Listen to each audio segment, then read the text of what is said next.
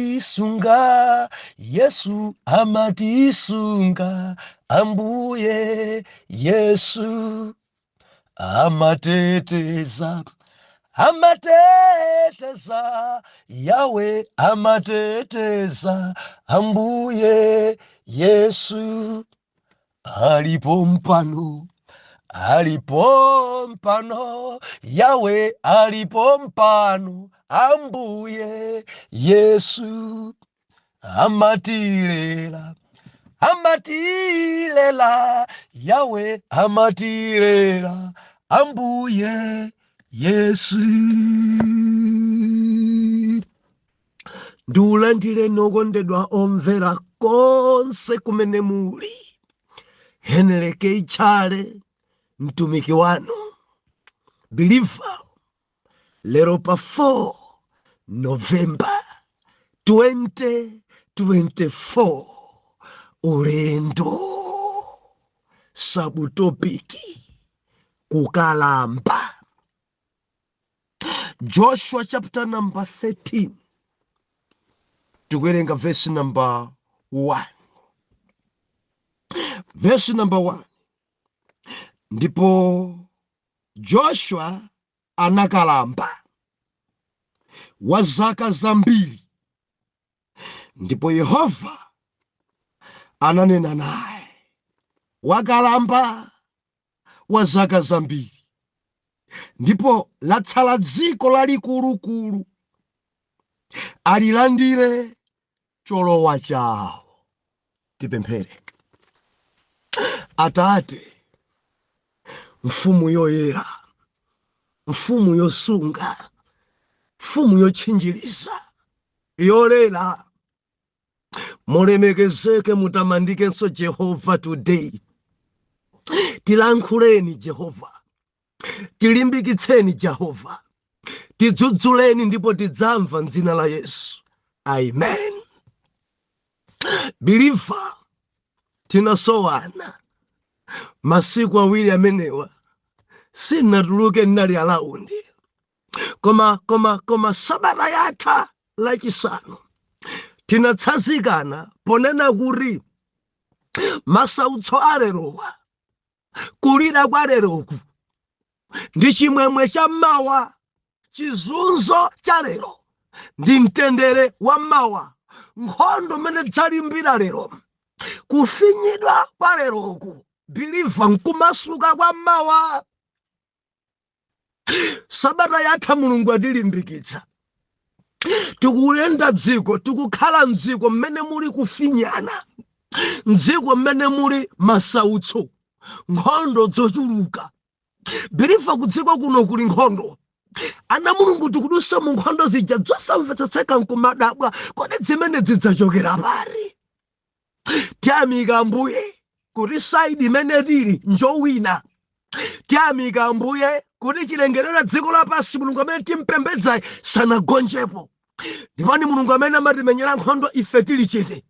Ndipo sabata yatha tinachita tsindika believer, zina zimene Yawe akuchita pa iwe, maso ako sukuona.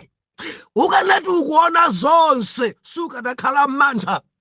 Ukanati ukuona zonse, penanso ukananjenjemera. Dzina Mulungu amatibisira, koma Jehova pa nyumba pako ambiri agwapo, kumunda kwako ambiri athidzimulidwa ndi dzimera za mwamba. Enanu muli ndi mafamu, muli ndi makola ambuzi. Kufamu kwanu kuja kwakhala kukubwera anthu. Mulungu kumene kuja ndikutetezerako, kurenga image yanu kakuponyani kumene kuja kuoneka ngati mukuyendera munda wanu. Anthu nkuthawa, ena kugwa kudzimenyesa, ena gululuka mano nkumati mwini wake ali konkuno. Iliyo muli kunyumba ali Jehova. Believer, mundimva, Mulungu akuchita zinthu zazikulu kwambiri pa inu, koma dzina simukuonayi. Muli ku America, ena muli ku South Africa, ena muli ku UK, wina pa nyumba yanu akuonani. Usiku kudabwa abwera liti mawa kutacha kumva bwanje ali ku UK. Haleluya. Birifa ndi umboni ya zinthu izi, ndi umboni. Ndi umboni ndi zimenezi. Tupembedza Mulungu amene amasamala, tupembedza Mulungu amene amatetezera, tupembedza Mulungu amene amakhala saidi ya ana ake nthawi zonse. Tamvera masautso ako alero, kuzunzidwa kwako kwa lero, kufinyidwa kwako kwa lero, kuponderezedwa kwa lero, zonse Mulungu mawa adzadzipukuta, adzakuyiwalisa chifukwa sudzakhala munthu wamba. Ndikunena ndi wina, tsogolo yako njamphamvu kwambiri, ndi tsogolo yako njowaha. Chimene udzakhale mawa nchoposa chimene uli lero. Ukakhala nchachikulu mawa, lero sudusa mopheka. Ukakhala nchachikulu mawa, amakufinya kwambiri. Ukakhala nchachikulu mawa, chachikulu chako chimakudusisa munyengo za paniki. Ndikulimbikitse amuna ako adzalongosoka, ndikulimbikitse mkazi ako adzalongosoka, ndimafuna ndikulimbikitse kuntchito kuja zidzalongosoka, ndikulimbikitse biliva usataye mtima. Tikupembedza Mulungu amene ali mbali yathu, Mulungu amene iyi amakweza ana ake, Mulungu amene iyi amamenyera nkhondo ana ake, Mulungu amene iyi amachita zabwino pa ana ake, Mulungu amene sadzatichitisa manyazi. Haleluya. Pukuta misozi ndikudziwa kulira, pukuta misozi ndikudziwa wavutidwa kwambiri, mamuna akuthawa pa zifukwa zosayenera. Pukuta misozi akuchosa ntchito, zifukwa zimene akuchosera ntchito sukudzimvetsetsa.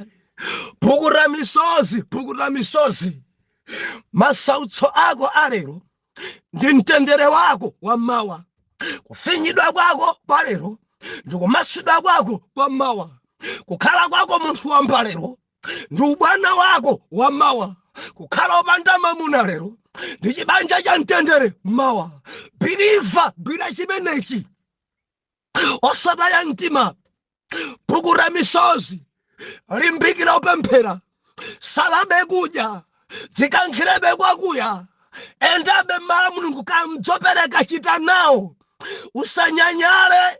Imanena sabata yatha kuti ena adafika ponyanyala, jakhumi ndapereka koma nyengo zanga zikulimbabe, jakhumi ndapereka matenda sakuchoka, kuwinda ndendawinda kuchita kuperekeratu kuti Mulungu ndinkande padansi, koma zinthu zanga mpamene zikuwawa zikulimbabe kwambiri.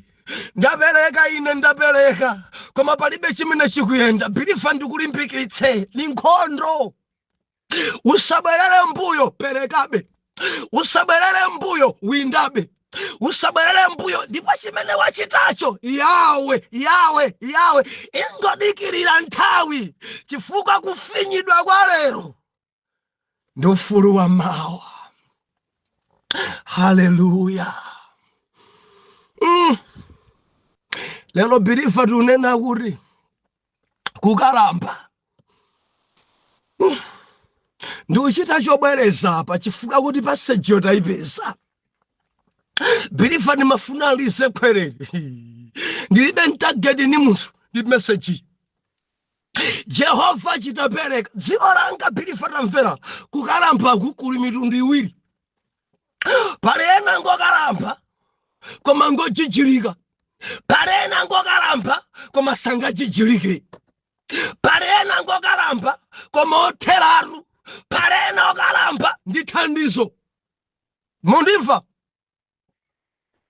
Ndimatilisa kwerere, kukalamba ndi ulemerero, kukula ndi ulemerero, kuti machita sungidwa. Ndimafuna nkukumbutse kuchipatala ana amapitilira. Bilifa ndikukumbutse mimba zimatha kusungunuka, koma ngati mudabadwa nyengo zimene mudabadwa matenda dali chimpwirikiti, koma Jehova adakusungani kukutetezerani mpaka na nyengo yanu yokwawa, kuyimirira namuyamba preschool, primary, secondary, college, pano muli mdzima masters ma degree, pano ma PhD, ndinu abwana, ndimafuna ndinene ndi Jehova amene asamala. Amasamala, amasamala, Yahweh amasamala, Ambuye Yesu amatilela, amatilela, Yahweh amatilela, Ambuye Yesu akulela ndi Yesu, akusamala ndi Yesu, achulukitsa zaka painu ndi Yesu, apangitsa mupezekelero ndi Yesu, apangitsa mukhale mtumiki ndi Yesu, apangitsa mupite kunja ndi Yesu, apangitsa mukhale bwana ndi Yesu, apangitsa mubereke ana ndi Yesu. Zonse zapamoyo bilifa tamvera Yesu, Yesu, Yesu. Bilifa Moses atayileka ntchito yanapasa Joshua. Bilifa Joshua upitiliza ndala uyuyu adali pa mission aoloke ndi Israeli Jordan. Akaoloka mpanda ujogwesedwe, kenako apereke cholowa kwa mphumba ya Israeli.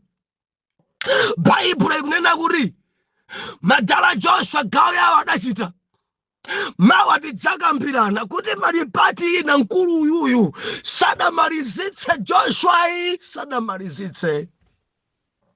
Bilifa sadamalizitse mkulu uyu, sadamalizitse. Mpakana Mulungu kudzafika nkumusa kuti taona wakalamba. Joshua wakalamba. Kureko message nkabwera Mulungu akuona balance. Mulungu akuona zinthu zina sizidachitike. Mulungu akuona kuti madala afika pokalamba koma chimene ndinampasa kuti achite sadachite. Hallelujah. Hallelujah. Ndimafuna ndilise kwerere kudziko. Kudziko kuno kuli agogo. Kudziko kuno kuli okalamba. Kudziko kuno kuli akulu.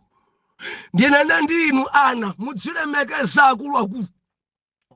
Mudzilemekeza nkhalamba.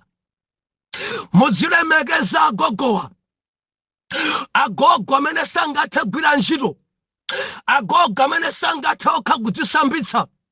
Agogo amene sangathe kuphika. Agogo amene sangathe kugwira ntchito. Ndili nchenjezo oyera mtima. Tieni time nawo madera onse. Agogo asoeka kusamaliridwa. Nimafuna ndinenene kwa maministri. Tadzukani pakusamala agogo. Tadzukani pakusamala okalamba. Dzukani pakudyesa nkhalambazi. Kudziko kuno ena amarenga ngati nkhalamba zonse ndi zimfiti. Ena amatengedwa ngati ngotamba. Ena abale awo adathamangisa. Ena abale awo adapitikisa. Oyera mtima ndichite chokupemphani mochita kukudandaulirani. Musamathamangise kapena kumenya agogo. Asamalireni agogo akusoeka kusamalidwa. Adyeseni agogo akusoeka kudyesedwa. Ena pamene akuacha kuti mfiti. Ine ndimafuna ndinene kuti tiyeni asamale kumwamba kumati ameni. Ngati ndikunena nawo amene mudatengapo gawo pa agogo. Sindikukamba agogo mwina mimba imodzi kuti ndi agogo bereka mayanu. Ayi, ndikukamba za anthu okalamba. Mumatani nawo. Anthu amene ali okalamba mumatani nawo. Okalamba mumachitanji nawo. Okalamba kodi mudathandiza kale. Okalamba osowa mpatapata. Okalamba osowa dresi. Timati tinene kwa oyera mtima. Tili nkhalidwe osamala. Tili nkhalidwe oyima ndi okalamba. Tili nkhalidwe latale losunga agogo. Ndi gawo la Mulungu. Hallelujah. Mulungu akulankhuleni. Ena mwachita kuyandikana nawo. Mukadya. Ena kuchita kwathawa. Akhoza kubwera banja tamene iya. Mthamangiseni pano, choka, choka, choka, choka, choka, pita, pita, pita, pita kwa bale yako, mfiti, mfiti, mfiti, udajia bale yako, udajia nako, choka, choka, choka, choka, choka. Sijikaido jaji Kristo jimenejo iya. Sijikaido jaji Kristo hai. Mpatseni mtanda umodzi wa ukuluja. Mwigireni mbali inayo nsuzi ni nyama pang'ono. Ngati pali masamba ni nyemba mpaseni. Aje hapo akatakuja akangokhura gogo matana naye. Gogo safuna zambiri gogo mwatana naye. Akangokhurisa mimba yake mwatana naye. Haleluya. Jehova kubwera pa Joshua. Joshua mwina nena kuti ndakalamba.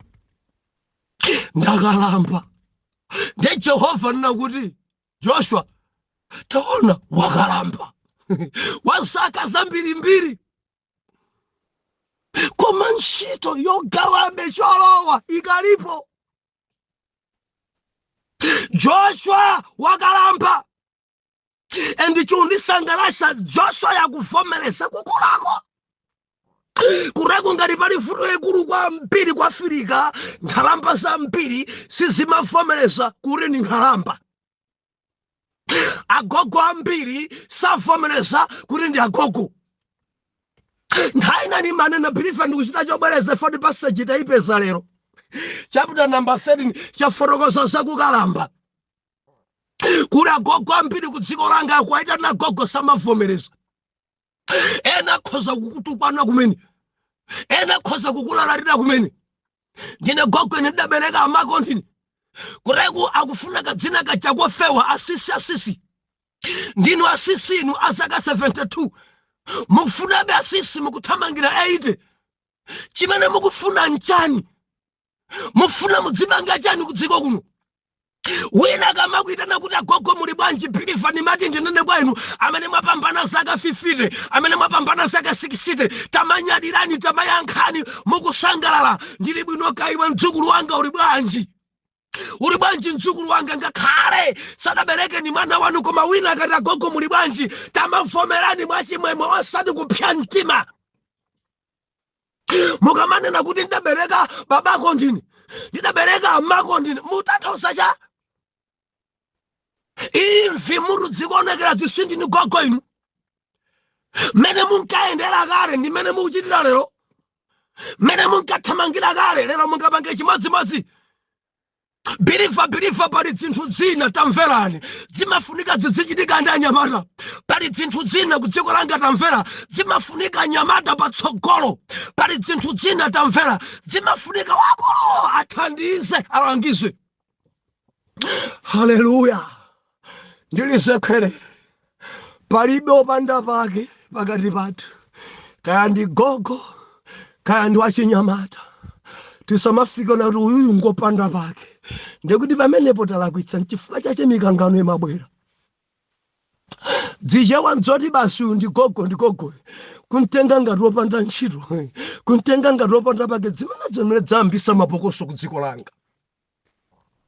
Timulemekeze munthu ndimene iye ali. Haleluya. Haleluya. Ndimafuna ndinene ndinu amene muli waakulu. Dziwani ndi Mulungu amene apangisa kuti mukhale waakulu choncho. Kukalamba muli nakwako ndi Mulungu achita kukutetezerani endi anzanu adatsogola iniyo mukudziwa zimenezi. Anzanu ena kulibe adapita chifukwa choti adakula. Inu mulipobe mulemekeze Mulungu.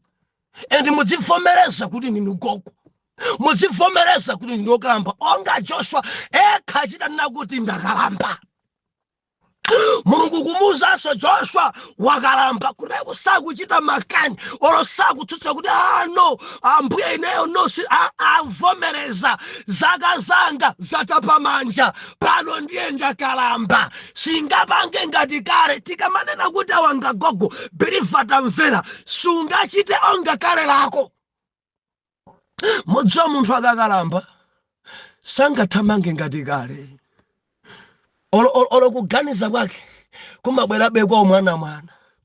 believe usanditsotsezi maganizidwe akhe amaganiza bengati mwana umabwerera be kuwana choncho chifuka chakukula ndi ukamba chifuka chakukula chili modzika kukula sangathe kukhala nthawi yaitali nthawi nani manena pano kuti zinthu zina zimene zikusokonekera kwambiri maofesi chifukwa cha anthu okula amene kukakamirabe kuti ndichita mphamvu zochitazo alibe ndipabwereze ngakhale papweteka pa anthu amene ali maofesi berero ziusokonekera zinthu chifukwa cha nkhalamba zimene dzakakamirabe kuti ndikhala pa mpando pano pa ofesi pano koma sangachite ngati kale lawo sangachite ngati kale lawo chifukwa zilipo zina zofunika nyamarawa nchifukwa chake boma olo NGOs pamakhala maritaya pali zaka zoti zaka izi munthu akuzakhala pa ntchito ndikumapanga bwino kwambiri koma akapambana apa sangachite bwino nchifukwa chache pamakhala no mukapume akamanena kuti mukapume sukuti akamakuchosa ntchito akamakupasa ritaya ndiye kuti akunyoza koma kuti akulemekeza mukapume gogo mukalala dzukulu gogo mukagwira ntchito zina gogo ndicho linga chakuti ntchito isatsike ipitebe chitsogolo ndimafuna ndinene vomerezani kuti ndinu wakulu mudzivomereza kuti Yehova adakusungani vomerezani kuti ndinu wakulu simungathe kuchita ngati kale mundimvaka zimakhala zokhudza mukakamirabe kaka ku polisi pamene mutakula banja ndi wapansewu haba ino kumadabu akulu wasanga kapume atitione nawo license yanu kwapasa license kuyang'ana dzina lanu ndani paja license ana manja kodi dzina lanu ndani uchite kwa uzanso ine ndihenele oya namona ichi ndamona ichi okay tione nawo misonkho apo mpaka naru nthawi bwino kummawa kuja kuti aone msonkho pa galimoto kuyatsa tochi pa phone pa ndikudzayangana pamene paja ndiye dzuwa likuwathobwa tochi imene yatsayo masanawo kuti aonebe kuti msonkhowu expire date ndi bwanji sakuona unapangidwa liti sakuona akudzamfunsanso driver omwe uja kuti mudapangedi msonkho menu kodi expert simukuona bwanji kukula simungavomereza onga Joshua kuti ndakula mwina ena kale tikudali dzinyengo ntchito ndikamalembedwa ma AD anthu ampira adasintha zaka ena adadzichepesa ndi zaka 15 wabadwa 1950 nkuzana kuti ndabadwa 1965 wabadwa 1970 nkumana kuti ndabadwa 1985 ndiye zaka 15 adadzisunga boma akundikira kuti akwane agwire ntchito kakwane zaka 60 zapenge retire pamene iye akuthamangira 80 kuboma kuja kumwerengera chama 50 chakuti kuti pompano timpasa retirement nzija zori kulephera kuona ndimati ndinene simungavomereza kuti mwakula onga Joshua mtumiki yekha anena kuti ndakula vomerezani kuti mwakula kuphunzitsa kumafunika achinyamata uku masekondaremu maprimaremu zinazi zimafuna kumathamanga ndi ana ku primary nkumapanga nawo masewera anaja nkumamva kuti mphunzitsi wathu ticha wathu tikupangana zakuti koma madala amene lawa nkalasi akhala pa mpando kuyamba topic mpaka na kumaliza ali pa mpando modisa ngadzuka ulo kulemba mutu kuti tikuphunzitsa English sadzuka akhala pansi pomwepo kuti alembe dzokanika kulephera kuona mawodi English aja kumangophatikizika bwanja tangokhwakhwaza nkumafunsa anyamata kodi zikuoneka zimene ndalembazi Haleluya. Muli bwanji kumeneko? Haleluya. Mulungu atithandize. Ndi bwino kuvomereza kuti takula. Kuvomereza. Kungolowa mofesi fanija patulo pampano botulo. Kukula. Lapro manja. Amafuna lembe zina za Jesus. Amadzuka wina kalwa go. Ya talowa. Fushanga nkomati. Nchita mene muda pasidwa kuti muchite tsede mene. Nchita mene muda lembo kuti kodi mamaliza. Sindinu Joshua ni ukadomaliza chifukwa chokalamba. Mamaliza. Eno kaka minabe ndikhalabe head driver ka kwende satraki ka ndigali moro yapa bwana ndikhalabe inepo mpano sakuona nkomwe kumango gunda garu kana kwa pagaru kana kwa pambuzi kana kwa iwo mpesa gali moro kwa ngombe chakuona ngati nyelere chifukwa chakukula kungufika kwa ngombe kuchapa gali moro chataku kuonongeka ngozi zina zophazwero zikukula. Muli bwanji madriver nonse. Ngozi izizi zophazwero munseuzi zina zikuchitika chifukwa chakukula ndibwereze. Ngozi zinazi nkukalamba sakuona adriver lawa. Maso abwerera chifukwa chakukalamba ali nzaka 70 chakuti koma afuna endesebe truck imeneyi afuna endesebe basi imeneyi zosarira zaka ngophazwero kenako basi breakdown achitika bwanje kuti galimoto yaonongeka wayi agunda zosenera kugunda chifukwa ninji kukula. Hallelujah. Ambuya atithandize. Alipo yena kudziko kuno zaka zawo zambiri inde koma linazo mphamvu zokhoza kugwira ntchito. Ambuya alemekezeke. Ndi ajamene amatengedanso nkugwira ntchito amarenga nkuwaona kuti angathe kugwira ntchito bilifa kuti azigogo kudziko kuno azaka 70 mundimva kaya koma kuyang'ana thupi yawo akuonekabe mwana maka chifukwa cha Kristu Yesu timanesu kuti ama Yesu sakalamba munthu wa zaka 72 koma kumuyang'ana ngati mnyamata wa zaka 40 chakuti inu nkumadabwa iye nkumanena yekha akusweka anthu ayera mtima choncho wadzivomereza ndine gogo inde koma wamphamvu. Gogo inde koma wamphamvu. Bilifa ndaonapo ine anthu akulembedwaso ntchito. Ndaonapo ine anthu akulembedwaso ntchito ena kubwerera ku usilikali ndaonapo ena kulembedwa ntchito anthu ena kubwereranso nkumagwirabe mbomamo ende sachite chifukwa cha chinyengo koma kuchita chifukwa chakuti ali mphamvube. Titonse kaya bilifa nkhalambazi agogowa ali magawo angapo.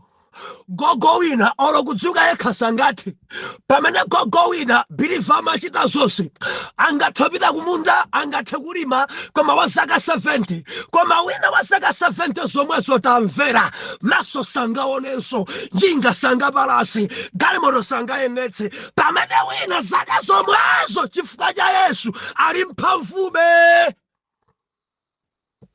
Ali ngati Moses wazaka 8 mpamene Mulungu akumuwuza kuti tiyo ukarusiyana Israeli. Titonse mwana Mulungu chimene ndingafune kulankhula message ya lero ndimafuna kuti ino mudzimve mungathebe kugwira ntchito kapena mukudzimva kuti thupi lanuli ndi kale likusiyana chifukwa pali ena kupangitsani pitani mukagwire mumakhala bwino pamene mwini wake ukudzimva operewera ndifuna muganize nokha gogo mungathabe kuyendesa galimoto ngakhala ena akunena kuti chonde mudzitendesani nu mwina simalipiritsa pansi mondimva udzidzimva wekha ndikhoza bepitiliza kapena siningapitilize kapena ndikasangane ndadzukulu ndi gawo Joshua adachita vomereza Mulungu atanena kuti wakalamba sadatsutse. Nimati ndinene ndinu nonse magogo osati kuti mufike pena pokhumudwa message ngati muvi wabaya tangovomerezani zona ndakula mundilondole mawa dadi tikulemekezani komanso pasani ulemu makamaka chifukwa cha mwana wanuyo amene mwansunga ndinu dzaka dzache kuchuluka pano nkutchedwa kuti gogo ndinuyo apambanatu mwana wanuyu zaka zambirimbiri, mbuya wanga ayenera ndithu kukhala gogo, kukhala ukalamba. Ndipo maulemu amene amapasidwa iyeyi ngati gogo ngomuyenerera. Ndikupemphera mu dzina la Yesu kuti pitirizani kunthandiza. Ngati nkotheka mpaseni bedi mphamvu, nthandizeni kuti adzivomereza kuti ndi gogo. Malo moyima nkunyoza ena kamwitana kuti gogo. Ndikupemphera ambuya gogo opemphera amene amakudziwani adzidziwa kuti ni ntchito yayikulu imene mwayichita pa moyo wawo. Adzitha kuvomereza ndi kuvomereza kuti zaka zawo nzochuluka koposa ena monga Joshua adavomerezera. Tithandizeni ambuye, titsogolereni ambuye, endi nchokhumba changaso mundisunge ndidzakalambe m'dzina la Yesu woyera mtima mwake kuti amen and amen.